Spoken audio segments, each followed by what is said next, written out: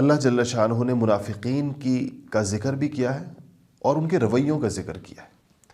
تھوڑی سی ہم اس کی تفصیل آپ کو بتائیں کہ پہلی بات جو میں نے آپ سے کچھ عرض کی تھی کہ منافقوں کا گروہ وہ تھا جو مدینہ منورہ جا کر پیدا ہوا تھا۔ جب اللہ تعالیٰ کسی دینی جماعت کو، کسی دینی تحریک کو جتنا زمانہ آزمائشوں میں رکھتے ہیں، یہ در حقیقت وہ جماعت خالص رہتی ہے۔ آپ کسی بھی دینی تحریک کو دیکھیں گے جو اس کا زمانہ مصیبتوں کا، پریشانیوں کا، آزمائشوں کا، مالی پریشانیوں کا ہوتا ہے، تو اس میں صرف مخلصین ہوتے ہیں۔ وہ یہ تکلیفیں برداشت کر رہے ہوتے ہیں اور ایک عظیم مقصد کے لیے برداشت کر رہے ہوتے ہیں۔ جب اس جماعت کے حالات دن پھر جاتے ہیں، حالات اچھے ہو جاتے ہیں، پیسے کی بھی ریل پیل ہو جاتی ہے اور لوگوں کی تعداد بھی بہت بڑھ جاتی ہے، اب پھر ہر قسم کے لوگ آ جاتے ہیں۔ اب مفاد پرست بھی آ جاتے ہیں، اب وہ لوگ بھی آ جاتے ہیں جن کا اس کے اندر اپنا کوئی اور مقصد ہوتا ہے۔ پھر کھوٹے اور کھرے کی تمیز اور پہچان مشکل ہو جاتی ہے۔ پھر اگر اللہ تعالیٰ اس جماعت سے کام لینا چاہتے ہیں ابھی بھی، اس کو شرف قبولیت اللہ جل شانہ نے بخشی ہوئی ہے، پھر اس جماعت پر اللہ پاک پھر آزمائشیں ڈالتے ہیں، اور آزمائشوں میں پھر وہ جو مفاد پرست ٹولہ آیا ہوتا ہے وہ آزمائش کے اندر فرار ہو جاتا ہے۔ وہ تو آزمائش اٹھانے تو آیا نہیں، وہ تو مشکل پر برداشت کرنے تو آیا نہیں، وہ تو آیا مزے کرنے کے لیے۔ تو جیسے ہی وہ مزے کافور ہوتے ہوئے دیکھتا ہے تو وہ بھاگ جاتا ہے، اس سے وہ جماعت پھر سے خالص ہو جاتی ہے۔ پھر اس میں اس کو مزید کامیابیاں اور ترقیاں ملتی ہیں تو پھر مفاد پرست عناصر اس کی طرف رجوع کرتے ہیں، وہ آ جاتے ہیں۔ پھر اللہ تعالیٰ کوئی آزمائش لاتا ہے، آزمائشی حالات لاتا ہے، مفاد پرست عناصر پھر چھٹ جاتے ہیں، وہ پھر چلے جاتے ہیں، اور پھر جماعت خالص ہو جاتی ہے۔ تو جب تک اس جماعت کو خالص رکھا جاتا ہے، اس سے کام لیا جاتا رہتا ہے۔ جب مفاد پرست عناصر کا اتنا اس پہ غلبہ ہو جاتا ہے کہ حقیقت کے اچھے لوگ اس کو چھوڑنا شروع کر دیتے ہیں اور بروں کا دور آ جاتا ہے، بروں کا ایک طرح سے غلبہ ہو جاتا ہے، پھر وہ جماعت یا وہ تنظیم یا وہ تحریک یا وہ ادارہ یا وہ کام، وہ پھر اپنی طبی موت مر جاتا ہے، اور اللہ تعالیٰ پھر کسی اور سے کام لیتا ہے۔ اللہ تعالیٰ کسی اور کو کھڑا کرتا ہے، اللہ تعالیٰ کسی اور کو قبولیت عطا فرماتا ہے۔ آپ تاریخ اسلام دیکھیں، آپ کو یہ چیز نظر آئے گی۔ ہر موقع پر ادارے، دینی ادارے، مذہبی ادارے بھی، تحریکیں، تنظیمیں، جماعتیں شروع ہوتی ہیں، کسی ایک شخص کے دل میں اللہ ڈالتے ہیں، بعض اوقات ایک گروہ کے دل میں ڈالتے ہیں، اور وہ بڑی محنت سے اس کو پروان چڑھاتے ہیں اور اس میں اپنی جان اور مال اور وقت کھپاتے ہیں اور خوب آزمائشیں برداشت کرتے ہیں۔ ان کو مخلص رفقاء اللہ پاک دے دیتے ہیں، وہ ان کے ساتھ محنت کرتے ہیں، اور جب وہ کام ایک سطح تک پہنچ جاتا ہے، وہاں تک پہنچ جاتا ہے جہاں پر اس کے ساتھ بہت ساری اور چیزیں اٹیچ ہو جاتی ہیں، اس کے لیے سہولتیں اور آسانیاں پیدا ہو جاتی ہیں، اور ان کی نیک نامی اور ان کی شہرت ہو جاتی ہے، اور لوگ ان کی عزت کرنا شروع کر دیتے ہیں، تب کچھ ایسے لوگ بھی آنا شروع ہو جاتے ہیں جن کو اس مشن سے کوئی غرض نہیں ہوتی، بلکہ وہ اس ساری صورتحال سے اپنا کوئی فائدہ اٹھانا چاہتے ہیں۔ مسلمانوں کے ساتھ مکہ مکرمہ میں یہی صورتحال تھی۔ مسلمانوں کی جماعت مکہ مکرمہ میں ظلم اور تشدد کے نشانے پر تھی۔ وہاں اسلام قبول کرنے کا مطلب تھا اپنے آپ کو شدید ترین تکلیفوں میں مبتلا کرنا۔ تو اس وقت بلال جیسے لوگ، صہیب جیسے لوگ، عمار جیسے لوگ، یاسر جیسے لوگ، سمیہ جیسی خاتون، اور پھر یہ ابتدائی حضرات سیدنا ابوبکر صدیق رضی اللہ تعالیٰ عنہ اور یہ دیگر حضرات، ایسے لوگ آئے اور انہوں نے یہ ساری تکلیفیں برداشت کی۔ اور جب مدینہ منورہ پہنچے، اللہ تعالیٰ نے ایک چھوٹی سی ایک ریاست اور سلطنت کی صورت اختیار کر لی، انصار ساتھ مل گئے، لوگوں کی تعداد بڑھ گئی، تو پھر ان لوگوں نے بھی اسلام کا دعویٰ کر دیا جن کے دل مومن نہیں تھے، منافقین، جیسے عبداللہ ابن ابی اور اس کے ساتھ لوگ۔ احد کے اندر 300 لوگ لے کر عبداللہ ابن ابی اس وقت احد کے لشکر سے جدا ہوا اور مسلمانوں کے موریل کو گرانے کی کوشش کی، جس وقت مسلمانوں کو ایک ایک فرد کی ضرورت تھی، ایک ایک فرد ان کے نزدیک جس وقت انتہائی قیمتی تھا اس وقت۔ تو اب میں عرض کروں کہ کیا اللہ جل شانہ نے فرمایا، کہا کہ کچھ لوگ ایسے ہیں کہ جو کہتے ہیں کہ ہم اللہ تعالیٰ اور روز آخرت پر ایمان لے آئے ہیں، ہم اللہ کو بھی مانتے ہیں، آخرت کو بھی مانتے ہیں۔ وَمِنَ النَّاسِ مَن يَقُولُ آمَنَّا بِاللَّهِ وَبِالْيَوْمِ الْآخِرِ وَمَا هُمْ بِمُؤْمِنِينَ، حالانکہ وہ مومن نہیں ہیں۔ یعنی کہ یہ لوگ ایمان کا ان کا دعویٰ اللہ کہہ رہے ہیں اور یہ مومن نہیں ہے، یہ اللہ تعالیٰ ان پر تبصرہ کر رہا ہے ان کے دعوے کے اوپر کہ ان کا دعویٰ یہ ہے اور حقیقت، یعنی وہ ان کا دعویٰ کا ذکر ہوا اور اللہ تعالیٰ کی طرف سے بیان حقیقت ہے. حقیقت یہ ہے کہ مومن نہیں ہے. کیا کر رہے ہیں؟ کہتے ہیں وہ اپنے اس زبانی دعوے کی وجہ سے، زبانی دعویٰ کرنے کی جیسے کہ ہم مومن ہیں، یہ سمجھ رہے ہوتے ہیں، اپنے دل میں اس خوش فہمی کا شکار ہوتے ہیں کہ یخادعون اللہ والذین آمنوا، کہ ہم دھوکہ دے رہے ہیں اللہ تعالیٰ کو بھی اور ایمان والوں کو بھی. کہ اللہ تعالیٰ کے دستور اور قانون، اللہ کو دھوکے کا کیا مطلب ہے؟ اللہ تعالیٰ کے ساتھ تو کسی کا براہ راست معاملہ نہیں ہے. اللہ کو دھوکہ دینے کے دو مطلب کم سے کم یہاں بیان کر دوں. مفسرین نے بہت ساری باتیں کی. ایک مطلب یہ ہے کہ اللہ پاک یہ کہہ رہے ہیں کہ ایمان والوں کو دھوکہ دینا مجھے دھوکہ دینا ہے. یہ میرے بندوں کو جو میرے نام پر کھڑے ہیں اور میرا کام کر رہے ہیں، ان کو دھوکہ دینا ایسا ہے جیسے کہ مجھے دھوکہ دینا. اور دوسرا مطلب یہ ہے کہ اللہ کو دھوکہ دینے کا مطلب یہ ہے کہ اللہ تعالیٰ کے قانون اور اللہ تعالیٰ کے دستور کے خلاف چلتے ہوئے یہ سمجھ رہے ہیں کہ یہ قانون جو ہے وہ ہمارے خلاف حرکت میں نہیں آئے گا. یعنی اللہ کے دستور اور اللہ کے قانون کو توڑ رہے ہیں اور خود یہ سمجھ رہے ہیں کہ یہ ہمارے خلاف حرکت میں نہیں آئے گا اور ہمیں اس کی سزا نہیں ملے گی اور اس کے جو نتائج اور کانسیکوینسز ہیں وہ ہمیں برداشت نہیں کرنے پڑیں گے. اور ایمان والوں کو دھوکہ دے رہے ہیں. اللہ فرماتے ہیں حالانکہ وہ اپنے آپ کو دھوکہ دے رہے ہیں. کہ اپنے آپ کو دھوکہ دینے کا مطلب کیا؟ کہ اس دوغلی پالیسی کا وبال خود ان کے اوپر پڑنے والا ہے، انہی پر پڑتا ہے. وَلَٰكِن لَا يَشْعُرُونَ، لیکن یہ بیوقوف لوگ یا یہ مکار اور عیار لوگ جو یہ سمجھ رہے ہیں کہ ہماری یہ پالیسی چل جائے گی، لیکن وہ اس بات کا شعور نہیں رکھتے. اس بات کو وہ جان نہیں، یعنی وہ اس بات کی حقیقت کو نہیں سمجھ رہے کہ یہ چیز چلے گی نہیں، اس میں ان کو کامیابی نہیں ملے گی. اچھا وہ ایسا کیوں کر رہے ہیں؟ مسئلہ کیا ہے ان کا؟ فی قلوبہم مرض، ان کے دلوں میں بیماری ہے ایک. اور بیماری کون سی ہے؟ یہود کا چونکہ یہ تذکرہ ہے ایک طرح سے، منافقین ان میں ہی تھے زیادہ، اور جو دوسرے منافق تھے ان کا بھی یہ مسئلہ تھا. عبداللہ ابن ابی کو کیا مسئلہ تھا؟ نبی کریم صلی اللہ علیہ وسلم جب مدینہ منورہ تشریف لائے تو عبداللہ ابن ابی کو ایسے لگا کہ میری سرداری اور میری چودراہٹ اور میری حکومت کے راستے میں رکاوٹ آ گئی. اگر یہ نہ آتے تو میں یہاں کا، مدینہ کا شاید سربراہ بن جاتا.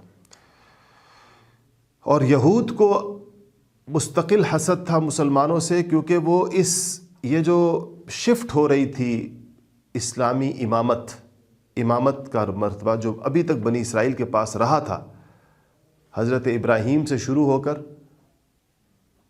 بے شمار انبیاء سے گزرتا ہوا حضرت عیسیٰ تک جو پہنچا تھا، یہ تمام انبیاء بنی اسرائیل تھے جن کا یہود اپنے آپ کو والی وارث اور جانشین سمجھتے تھے. اب نبی کریم صلی اللہ علیہ وسلم کی نبوت کو تسلیم کرنے کا مطلب یہ تھا کہ امامت شفٹ ہو گئی بنو اسحاق سے بنو اسماعیل کے اندر، اسحاق کی اولاد سے اسماعیل کی اولاد میں. اسحاق جو تھے وہ بیٹے تھے ابراہیم علیہ السلام کے، اور ان کے بیٹے یعقوب تھے جن کا لقب اسرائیل تھا، اور پھر یعقوب کے بیٹے یوسف تھے، اور اس کے بعد آگے چل کر موسیٰ وغیرہ عیسیٰ حضرات اسی خاندان کے ہیں اور بنی اسرائیل کے انبیاء کہلاتے ہیں. تو حسد تھا ان کو مسلمانوں کے سے، یہودیوں کو. اس حسد کو اللہ پاک نے دل کا روگ قرار دیا، دل کی بیماری قرار دیا. کہا کہ ان کے دلوں میں حسد کی بیماری ہے اور یہ ایمان کے دعوے کے باوجود اللہ کے رسول سے جلتے ہیں. تو اللہ پاک نے فرمایا کہ چنانچہ اللہ تعالیٰ نے رسول اللہ اور مسلمانوں کو آئے دن، ہر گزرتے دن کے ساتھ ان کی عزت اور میں اضافہ اور ترقی دے کر ان کے اس حسد اور جلن کی بیماری کو اور زیادہ بڑھا دیا. ان کو تو بیماری ہے دل میں حسد کی. فزادہم اللہ مرضا، ہم نے، اللہ فرماتے ہیں کہ ان کو بیماری ہے. اچھا حاسد کا کیا مسئلہ کیا ہوتا ہے؟ حسد کرنے والے کو، جس سے اس کو حسد ہوتا ہے اس کی ترقی سے وہ جلتا ہے، کڑتا ہے، بے چین ہوتا ہے، مضطرب ہوتا ہے. اس کو پتہ بھی نہیں ہوتا کوئی بیچارہ کوڑ رہا ہے میری وجہ سے. اللہ تعالی ہم سب کو حسد سے محفوظ رکھے. بہت ہی بری بیماری ہے. تو جب وہ جل رہا ہے، کڑھ رہا ہے، تو اللہ تعالیٰ فرما رہے. اور اگر فرض کریں کہ اس جس سے حسد کیا جا رہا ہے، جس کو عربی میں محسود کہتے ہیں، حاسد اس کو کہتے ہیں جو حسد کر رہا ہے، جس سے حسد ہو رہا ہے اس کو عربی میں محسود کہتے ہیں. تو محسود کی ترقی جتنی ہوتی جائے گی، حاسد کی کڑن اور درد اور جلن اور مرض میں اضافہ ہوتا چلا جائے گا.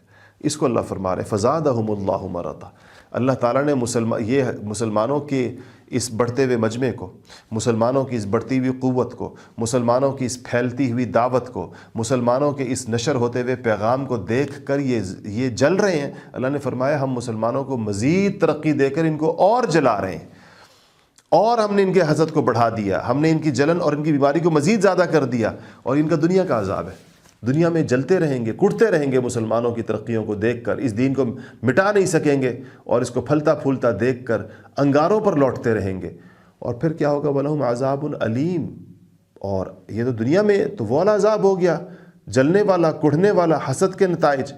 اور آخرت میں ان کے لیے دردناک عذاب ہے. اور یہ دردناک عذاب اس وجہ سے ہے کہ یہ لوگ جھوٹ بولتے تھے. بما کانوا ولہم عذاب علیم بما کانوا یکذبون، اس بات پر کہ یہ جھوٹ بولا کرتے تھے. اچھا، ان کی ایک خصلت اور سن لیجیے. وَإِذَا قِيلَ لَهُمْ، اور جب ان کو کہا جائے لا تفسدوا فی الارض، کہ فساد نہ ڈالو ملک میں، قالوا، تو یہ کہتے ہیں انما نحن مصلحون، کہ ہمارا کام تو سنوارنا ہے، ہمارا کام تو اصلاح والا ہے، ہم تو خود مصلح ہیں. یعنی یہ فساد کو اصلاح کہتے ہیں. مطلب بدل جائیں گے، جیسے آج مطلب بدل دیے دنیا پر غالب اقوام نے. امن کو دہشت گردی اور دہشت گردی کو امن. دنیا پر یہ کہیں حملہ کریں، افغانستان پر، عراق پر، کہیں پر بھی امن کے نام پر کریں گے. یعنی حملہ کرنا بے گناہوں کے اوپر، عام انسانوں کے اوپر، لاکھوں انسان جس کے اندر قتل کر دیے جائیں، یہ امن کے نام پر. اسی طرح انسانوں کو اپنے نفس کا غلام بنا دینا آزادی کے نام پر. لبرلزم نفس کی غلامی کا نام ہے کہ آسمانی ہدایت ہم نے ماننا نہیں، ہم نے تو نفس کی ماننی ہے. تو نفس کے غلاموں کو آزاد کہتے ہیں، اور جو لوگ نفس کی غلامی سے آزاد ہیں ان کو غلام کہتے ہیں. جن لوگوں نے اپنے نفس کی غلامی سے اپنے آپ کو چھڑا لیا ہے اور احکم الحاکمین رب العالمین اس کی غلامی کو مان لیا، یہ اس کو غلام کہتے ہیں. جو لوگ پردے اور اچھے مکمل لباس کا اہتمام کریں ان کو یہ گنوار کہتے ہیں، اور جو لباس اتار دے اس کو ترقی یافتہ کہتے ہیں. حالانکہ انسان نے تو جب ترقی کی تو اس نے لباس بنایا. غیر مہذب جب تک انسان تھا، جنگلوں میں رہتا تھا، اس کے پاس لباس نہیں تھا، پتوں سے اپنے آپ کو ڈھانپتا تھا. پتے پہنتے تھے لوگ، پتوں کے کپڑے پہنتے تھے. انسان نے ترقی کی تو اپنی سہولت کے لیے لباس بنایا. آج انہوں نے لباس اتارنے کو ترقی کا نام دے دیا، اور واپس اس گنوار پنے کی طرف جس زمانے میں انسانیت ننگ دھڑنگ تھی، یعنی اس کے پاس پراپر لباس نہیں تھا، واپس اس قدامت کی پرانے جنگلوں کی زندگی کی طرف سفر کرنے کو انہوں نے کیا بنا دیا؟ تہذیب بنا دی. تو ایک ایک چیز اس پر آپ جائیں. یہ اس سے آپ اندازہ لگائیے قرآن کی ان آیات سے کہ یہ مسئلہ کتنا پرانا ہے، کتنا قدیم ہے.